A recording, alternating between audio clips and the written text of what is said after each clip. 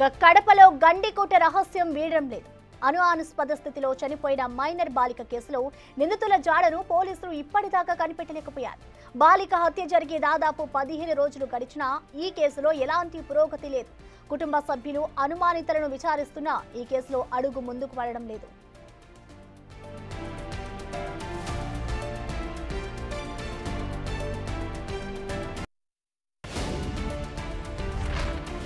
హత్య జరిగినప్పటి నుంచి బాలికను గండికోటకు తీసుకెళ్లిన లోకేష్ పోలీసుల అదుపులోనే ఉన్నాడు. అయితే ఈ మర్డర్లో అతని పాత్ర ఏమీ లేదని డీఐజీ ప్రవీణ్ స్పష్టం చేశారు. బాలిక హత్యతో అతనికి సంబంధం లేనప్పుడు పోలీసులు లోకేష్ ను ఇంకా తమ అదుపులోనే ఎందుకు ఉంచుకున్నారు? అసలు లోకేష్ పై ఏ సెక్షన్లతో కేసు నమోదు చేశారు అనేది తేలడం లేదు. అంతేకాదు హత్య కేసులో ముందు సాక్ష్యాలు ఉన్నాయని చెప్పిన పోలీసులు ఆ తర్వాత మీడియా ముందుకు ఎందుకు రావడం లేదు?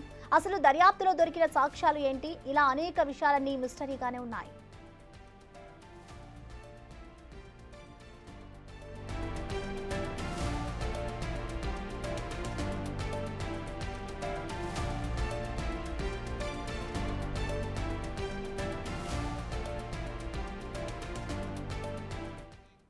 ఈ ఘటనపై మా అసోసియేట్ ఎడిటర్ రోహిత్ అందిస్తారు లైవ్ లో. రోహిత్, మనం చూస్తున్నాం కడపలో ఏదైతే అనుమానాస్పద స్థితిలో ఒక అమ్మాయి మృతి చెందిందో దాదాపు ఈ ఘటన జరిగి కూడా 10 నుంచి 15 రోజులు అవుతుంది. ఇప్పటికీ కూడా దానికి సంబంధించిన ఆధారాలు ఎలాంటివి కూడా సేకరించలేదు పోలీసులు. అసలు ఎందుకు జాప్యం జరుగుతుంది అనుకోవచ్చు? డీటెయిల్స్ ఏమైనా తెలుసాయా? ప్రసన్న, ప్రసిద్ధ పర్యాటక ప్రాంతం గండికోటలో బాలిక హత్య 2 తెలుగు రాష్ట్రాల్లోనూ సంచలనం సృష్టించింది.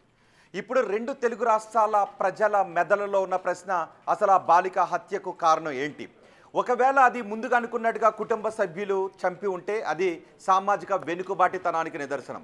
అలా కాకుండా అది ఎవరో గుర్తు తెలియని వ్యక్తులు, 3వ వ్యక్తుల ప్రమేయం అయితే అది సామాజిక భద్రతకు సంబంధించిన అంశం. మరి ఇప్పుడు పోలీసులు 15 రోజులైన ఇందులో కోణాలను, వాస్తవాలను ఎందుకు బయటకు తీయలేకపోతున్నారు అనేదే ఎవరికి అంతుబట్టని ప్రశ్న.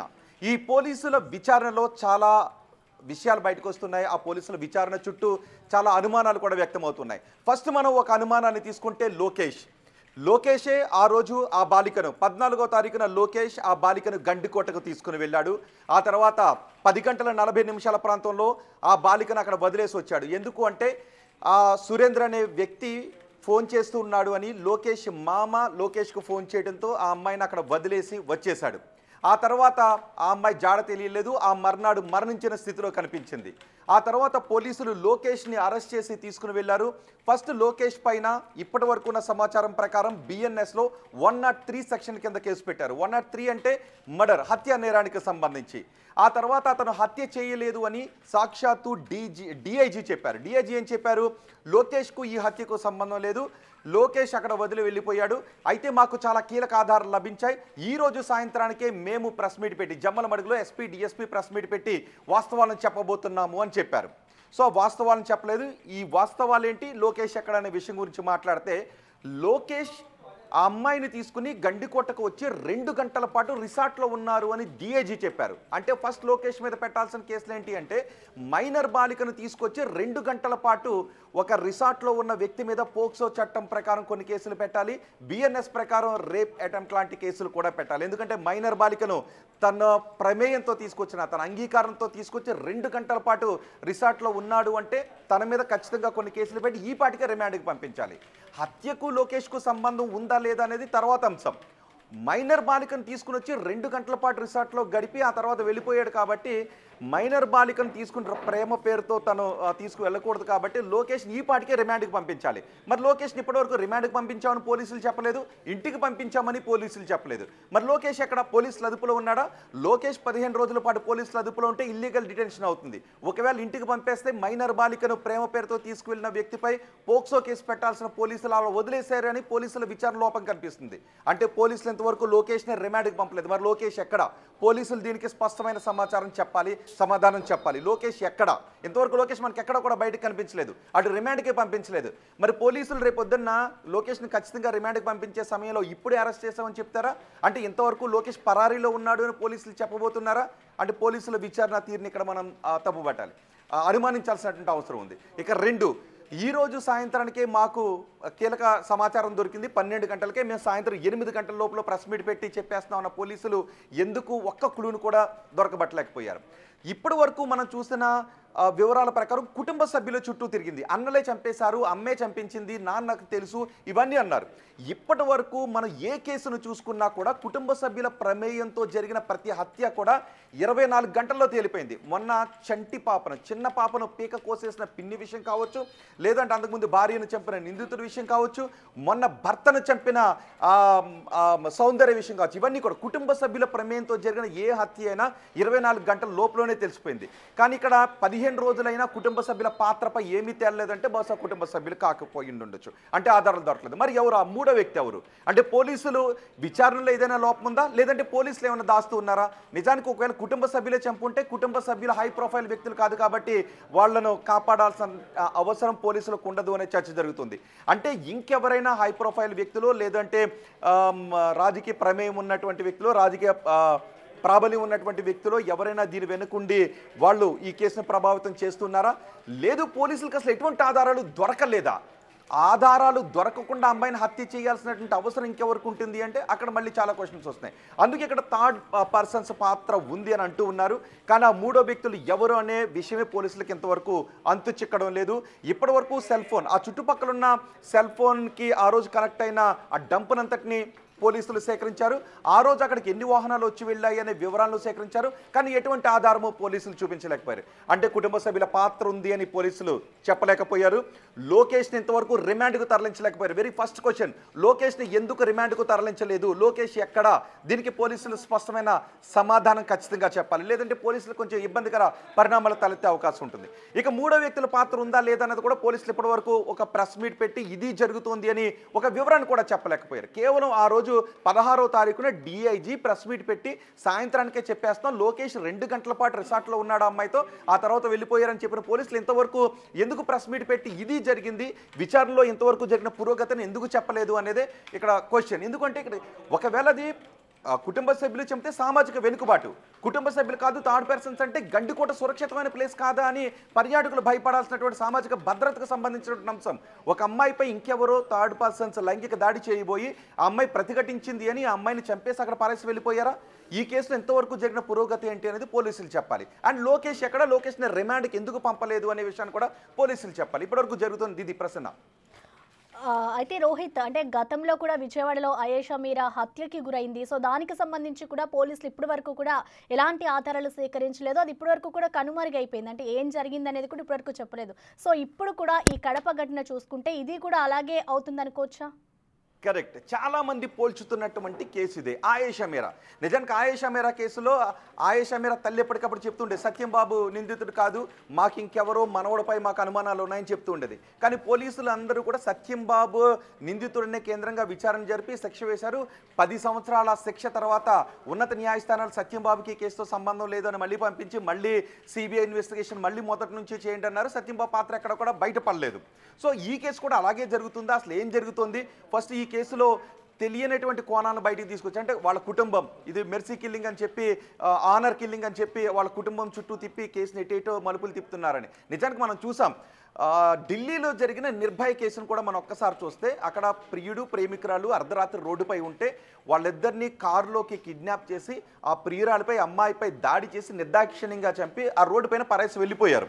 ఆ కేసును కూడా పోలీసులు ఛేదించగలిగారు. అంటే ఒంటరిగా ఉన్న వాళ్ళపైన ఇలాంటి ప్రాంతాల్లో దాడి, అంటే పార్కుల్లో కావచ్చు, లేదంటే అర్ధరాత్రి రోడ్లపైన కావచ్చు, థర్డ్ పర్సన్స్ ఆకతాయి మనుషులు దాడి చేసిన ఎన్నో కేసులు ఉన్నాయి. ఇక్కడ గండికోట కూడా అలాంటి నిర్జీవ ప్రాంతం కాబట్టి అక్కడికి ఆ రోజు పర్యాటకులు వస్తారు అని వచ్చిన పర్యాటకుల్లోనూ, లేదంటే ఆల్రెడీ పర్యాటకులు వస్తారు, ఒంటరి వాళ్ళు కూడా వస్తారు, ప్రేమికులు కూడా వస్తారు అని ఎవరైనా ఆకతాయిలు అక్కడ తిరిగి ఇలాంటి అసాంఘిక కార్యకలాపాలకు పాల్పడి అమ్మాయిని చంపేశారా?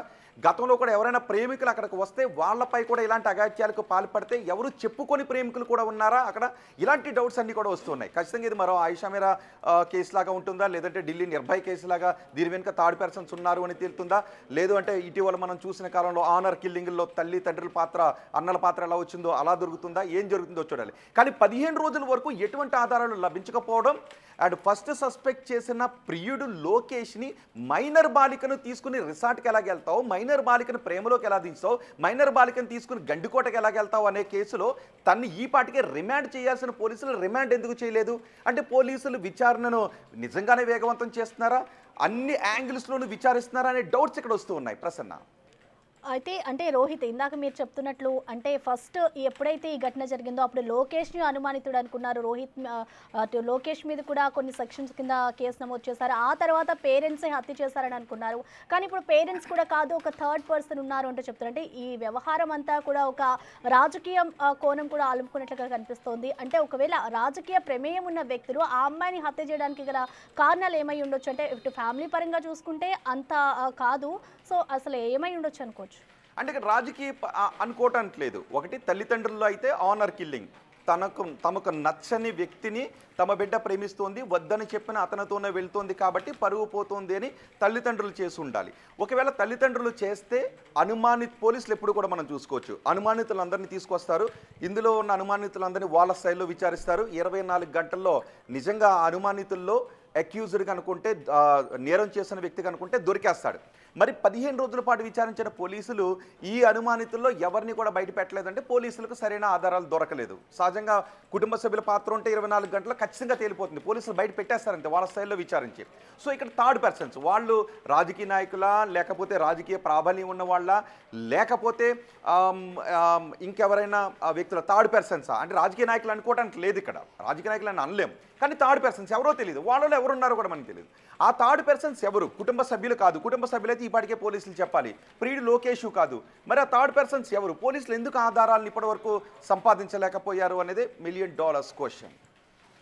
అంటే రోహిత్, అంటే ఇప్పటి వరకు చూసుకుంటే ఘటన జరిగి దాదాపు 15 రోజులు అవుతుంది. అంటే పోలీసులకు కూడా అటు ఏవైతే ఆధారాలు ఉంటాయో అవన్నీ దొరకకుండా నిందితులు పగడ్బందీగా ప్లాన్ చేశారనుకోవచ్చు హత్యకి సంబంధించి. అసలు ఇటు లోకేష్ని విచారించినప్పుడు అసలు లోకేష్ ఏం చెప్పుకొచ్చారు? వాళ్ళ తల్లిదండ్రుల మీద అనుమానం వ్యక్తం చేసిన తర్వాత అసలు పేరెంట్స్ ఏం చెప్పారు?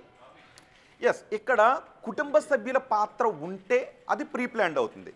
కుటుంబ సభ్యుల పాత్ర కాదు, థర్డ్ పర్సన్స్ పాత్ర అయితే 2 రకాలుగా ఉండొచ్చు. ఒకటి ప్రీ ప్లాన్డ్, ఎవరు? Third persons. ప్రీ ప్లాన్డ్ ఉండొచ్చు, ప్రీ ప్లాన్డ్ కాకుండా అక్కడికక్కడ అమ్మాయిని చూసి ఆకతాయి మనస్తత్వంతో కొంతమంది క్రూర మురుగాలు చేసిందని అయ్యి ఉండొచ్చు. థర్డ్ పర్సన్స్ ప్రీ ప్లాన్డ్ ఎప్పుడయ్యే అవకాశం ఉంటుంది అంటే అక్కడికి ఒంటరి ప్రేమికులు వచ్చే అవకాశం ఉంటుంది. కాబట్టి మనకి ఏదైనా ఒంటరి ప్రేమికులు ఎప్పుడో ఒకప్పుడు చిక్కుతారు అని అక్కడికి కొంతమంది ఆకతాయిలు పనిగట్టుకుని వచ్చి ఇలాంటి సందర్భం కోసం ఎదురు చూస్తే అది ప్రీ ప్లాన్డ్ అవుతుంది. అలాంటి సందర్భంలో అక్కడెక్కడ కూడా సీసీ కెమెరాస్ లేవు. నిజానికి ఒక చెక్ పోస్ట్ దగ్గర మాత్రమే సీసీ కెమెరాలు ఉన్నాయి, ఇక గండికోటలు ఎక్కడ కూడా సీసీ కెమెరాలు లేవు. కాబట్టి ఆకతాయిలు ఎవరైనా ఇక్కడికి ప్రేమికులు వస్తే వీళ్ళపైన మనం అటాక్ చేయొచ్చు అని ముందుగానే ప్రీ ప్లాన్తో అక్కడ కొన్ని రోజుల పాటు ఎదురు చూస్తూ ఉండొచ్చు. ఎందుకంటే ఇలాంటి ఘటనలు కూడా మనకు కొన్ని నిర్మానుష్య పార్కుల్లో ప్రేమికులపైన దాడులు చేసి ప్రియుడిని కట్టేసి ప్రియురాలపైన అగాత్యాలకు పాల్పడిన దుర్మార్గమైన ఘటనలు ఉన్నాయి. కాబట్టి అది మనం pre planned third persons pre planned అనుకోవడానికి అవకాశం ఉంటుంది.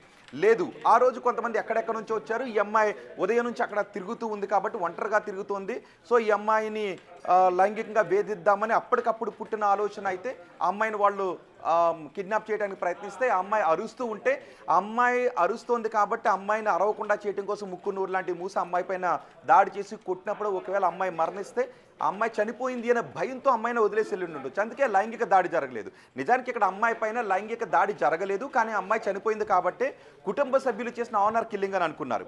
కానీ కుటుంబ సభ్యుల పాత్ర లేదు.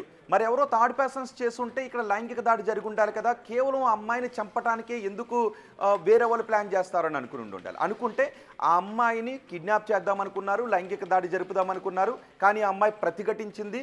ఏది? నిర్భయ కేసులో, ఢిల్లీలో నిర్భయ కేసులో కూడా అమ్మాయి ప్రతిఘటించింది. బస్సులో తిట్టిందని కోపంతో రాడ్లను ఆ అమ్మాయి ప్రైవేట్ పార్ట్స్లోకి దించినటువంటి దుర్మార్గమైన క్రూరానికి అప్పుడు పాల్పడ్డారు. సో ఇక్కడ కూడా ఆ అమ్మాయి ప్రతిఘటిస్తోంది కాబట్టి ఆ చుట్టుపక్కల ఉన్న వారు ఎవరైనా వచ్చేస్తారని అమ్మాయిని ఒకవేళ వాళ్ళు కొట్టుండుంటే అమ్మాయి బలమైన గాయాలు తగ్గడం ద్వారా లివర్ కూడా పగిలిపోయిందని చెప్తున్నారు. ఈ భుజం పైన గాయాలు ఉన్నాయి, ఇక్కడ కాళ్ళ పైన గాయాలు ఉన్నాయి. సో ఇన్ని గాయాలు అయ్యాయి. ఆ అమ్మాయి దెబ్బలు తాలేక చనిపోయి ఉంటే వాళ్ళు ఆ భయంతో, ఎందుకంటే ఆ అమ్మాయికి టాప్ తీసేసింది కూడా, సో వాళ్ళ అమ్మాయిని ఈ అఘాయిత్యం చేద్దాం అనుకున్నప్పుడు అమ్మాయి టాప్ తొలగించి అమ్మాయి పైన దాడి చేసి అమ్మాయి ఆ దెబ్బలు తాలేక చనిపోయి ఉంటే వాళ్ళ భయంతో అక్కడ పాడేసి వెళ్ళిపోయి ఉండొచ్చు. కుటుంబ సభ్యులు కాదు, కుటుంబ సభ్యుల ప్రమేయం ఉంది కాబట్టి లైంగిక దాడి జరగలేదని అనుకున్నారు. కానీ థర్డ్ పర్సన్ కూడా ఇలాంటి దాడికి పాల్పడి ఆ అమ్మాయి దెబ్బలు తాళలేక చనిపోయిందనే భయంతో అక్కడ పారేసి వెళ్ళిపోయి ఉండొచ్చు. అందుకే అక్కడ లైంగిక దాడి జరగలేదు, కానీ ఇది థర్డ్ పర్సన్స్ చేసినటువంటి పని అనే వాదన కూడా వినిపిస్తుంది. కానీ ఏదేమైనా 15 రోజుల పాటు పోలీసులు ఇదిగో మేము సాధించిన పురోగతి అని చెప్పకపోవడం, లోకేష్ని రిమాండ్కి పంపించారా, అదుపులో ఉన్నాడా, ఇంటికి పంపించారా అనేది చెప్పకపోవడం కొన్ని అనుమానాలకు తావిస్తోంది. రోహిత్, అంటే ఇప్పటికే చూసుకుంటే అంటే ఇప్పటివరకు ఈ ఘటనకి సంబంధించి ఇటు లోకేష్కి ఎటువంటి ఇది లేదు అంటూ కూడా ఇటు డిఐజీ చెప్తున్నారు. అంటే దాంట్లో లోకేష్ పాత్ర లేదు, ముందుగా లోకేష్ మీద అనుమానం వ్యక్తం చేశారు, దాని తర్వాత లోకేష్ పాత్ర లేదు అన్నారు. ఇందాక మీరు చెప్పినట్లుగా లోకేష్ పాత్ర లేదు కాబట్టి ఆయన జైల్లో ఉంచకూడదు, లేదు అంటే రిలీజ్ చేయాలి అని అన్నారు. సో ఇప్పటివరకు అతని గురించి ఎక్కడా కూడా పోలీసు వెల్లడించట్లేదు, ఆయన ఎక్కడున్నారనేది కూడా తెలియట్లేదు. కాబట్టి అసలు దీనికి సంబంధించి ఇటు ఆ హత్యకి గురైన ఆ ఆ విద్యార్థి పేరెంట్స్ ఏం చెప్తున్నారంటే అసలు లోకేష్ ఎక్కడున్నారనుకోవచ్చు? ఎగ్జాక్ట్లీ, లోకేష్కి ఇక్కడ 2 యాంగిల్స్. లోకేష్కి హత్యతో సంబంధం లేదు, కానీ ఒక మైనర్ బాలికను ఒక మైనార్టీ తీరిన వ్యక్తి ప్రేమ పేరుతో తీసుకువెళ్ళి ఒక గదిలో 2 గంటల పాటు ఉంటే అతని మీద పోక్సో చట్టం ప్రకారం కేసులు పెడతారు, రేప్ కేసులు కూడా అతని మీద పెడతారు. సో హత్యతో సంబంధం లేకపోయిన లోకేష్ పైన పోక్సో చట్టం కింద, బిఎన్ఎస్ చట్టం కింద అమ్మాయిని గండికోటకి తీసుకెళ్ళాడు కాబట్టి కిడ్నాప్ అవుతుంది. ఆ అమ్మాయితో 2 గంటల పాటు రిసార్ట్లో ఉన్నాడు కాబట్టి అది రేప్ కిందకే వస్తుంది. మరి పోలీసులు ఆ చట్టాల కింద కేసులు పెట్టి లోకేష్ని ఈ పాటికే రిమాండ్కి పంపించి ఉండాలి. కానీ పోలీసులు ఎక్కడ లోకేష్ని రిమాండ్కి పంపించినట్టుగా చెప్పట్లేదు. హత్యతో సంబంధం లేదంటున్నారు తప్ప, ఒకవేళ ఆ మైనర్ బాలిక కాలేజీకి వెళ్ళి మళ్ళీ తల్లిదండ్రుల సంరక్షణలో ఉండాలి. మైనర్ బాలికలు ఎప్పుడు గార్డియన్ సంరక్షణలోనైనా ఉండాలి చట్ట ప్రకారం, లేదు తల్లిదండ్రుల సంరక్షణలోనైనా ఉండాలి. అలాంటి బాలికను ఎవడో థర్డ్ పర్సన్ ప్రేమ పేరుతో గండికోటకు తీసుకెళ్ళాడు అంటే ఈ హత్య జరగటానికి ఒక రకంగా అతను కారణం. అంటే మైనర్ బాలికను తీసుకువెళ్ళాడు కాబట్టి ఈ కేసులన్నీ అట్రాక్ట్ అవుతాయి. కానీ పోలీసులు ఇక్కడ ఏం చెప్తున్నారు, ఈ హత్యతో అతనికి సంబంధం లేదని చెప్తున్నారు. హత్యతో సంబంధం లేదు ఓకే, కానీ మైనర్ బాలికను తీసుకువెళ్ళి 2 గంటల పాటు రిసార్ట్లో ఉంచితే మరి ఏం కేసు పెడతారు మీరు? మైనర్ బాలికను రిసార్ట్కి తీసుకువెళ్తే ఆ కిడ్నాప్ కేసు, రేప్ కేసు పెట్టాలి కదా, అవి పెట్టి రిమాండ్కి పంపాలి కదా. రిమాండ్కి పంపకుండా అతను మీ దగ్గర విచారణకు ఉంచుకున్నారు 15 రోజుల పాటు, పోలీసుల దగ్గరే విచారణకు ఉంచుకుంటే ఇల్లీగల్ డిటెన్షన్ కిందకు వస్తుంది పోలీసులకు. లేదు తల్లిదండ్రుల దగ్గరికి పంపించేసాం, మేము పిలిచినప్పుడు రావాలి అని చెప్పి లోకేష్కి చెప్పి పంపించేసాం అని చెప్తే పోలీసులు విచారణ లోపం కిందకు వస్తుంది. మరి పోలీసులు ఇప్పుడు మేము ఆల్రెడీ 15 రోజుల క్రితమే లోకేష్ని రిమాండ్కి పంపించామని చెప్తే అబద్ధం అవుతుంది. పోలీసులు లోకేష్ విషయంలో ఏం చెప్తారో అనేది తెలియాలి. సో లోకేష్ది అయిపోయింది. ఇక ఈ అమ్మాయిని హత్య కుటుంబ సభ్యులు చేసుంటే ఈ పాటికే బయటకు వచ్చి ఉండాలి, ఒక్క ఆధారమైన వచ్చి ఉండాలి. ఏ ఆధారం రాలేదు. కోటయ్య అనుకున్నారు, బ్రహ్మయ్య అనుకున్నారు, సురేంద్ర అనుకున్నారు. ఆ తర్వాత తల్లి కళ్ళలోంచి నీళ్లు రావట్లేదు కాబట్టి ఈ తల్లి చంపించి ఉండుంటుంది అనే అనుమానాలు వ్యక్తం చేస్తారు. కానీ పోలీసులు ఇంతవరకు కుటుంబ సభ్యుల పాత్ర గురించి ఏమీ చెప్పలేదు. కుటుంబ సభ్యుల పాత్రే ఉండుంటే వాళ్ళ అన్నను తీసుకువెళ్ళి ఇంకా విచారణలోనే ఉంచుకుని ఉండేవారు. 4-5 రోజులు విచారించి పొద్దున్న విచారణకు పిలిపించి సాయంత్రానికి పంపించేశారు. వాళ్ళ అన్న ఫోన్ నెంబర్ని మాత్రం పోలీసుల దగ్గరే ఉంచుకున్నారు. ఎందుకంటే ఆ రోజు ఎవరెవరితో మాట్లాడాడు, మనకేమైనా అబద్ధం చెప్తున్నాడా, దృశ్యం సినిమాలో వెంకటేష్ మాదిరి ఏమైనా నటిస్తున్నాడా అని పోలీసులు అన్ని కోణాల్లోనూ విచారించారు. ఒకవేళ వాళ్ళ అన్న పాత్ర ఉంటే ఈ పాటికి పోలీసులు బయట పెట్టి ఉండేవారు. ఒకవేళ అన్న పాత్ర ఉన్నా, కుటుంబ సభ్యుల పాత్ర ఉన్నప్పుడు సహజంగా ఒక్కొక్కసారి పోలీసులు ఎప్పుడు బయట పెట్టారంటే దాని వెనుక ఏదైనా పెద్ద ఇన్ఫ్లుయెన్స్ ఉంటే, ఏదైనా హై ప్రొఫైల్ ఇన్ఫ్లుయెన్స్ ఉంటే పోలీసులు అలాంటి సందర్భంలో ఏదైనా చేయడానికి అవకాశం ఉంటుంది అని బయట చర్చ జరుగుతూ ఉంటుంది. కానీ వీళ్ళు హై ప్రొఫైల్ కలిగినటువంటి వ్యక్తులు కాదు, సాధారణ వ్యక్తులే. సో సాధారణ వ్యక్తులను కాపాడాల్సిన అవసరం పోలీసులకు ఉండదు. మరి అలాంటి అవసరం లేనప్పుడు కుటుంబ సభ్యుల పాత్రని చూపించలేదు, లోకేష్ని రిమాండ్కి పంపించలేదు అంటే విచారణ సవ్యంగా జరగట్లేదు అనే అనుమానం కలుగుతుంది. మరి పోలీసులు దీనికి స్పష్టమైన సమాధానం చెప్పాలి. లోకేష్ని ఎందుకు రిమాండ్కి పంపలేదు, 2 కేసులో పురోగతి ఏంటి, దీనికి 15 రోజుల తర్వాత అయినా పోలీసులు ఒక ప్రెస్ మీట్ పెట్టి ఇది సంగతిని చెప్తారా లేదా అనేది తెలుగు రాష్ట్రాల ప్రజలు ఎదురు చూస్తున్న విషయం. Right Rohit, thank you.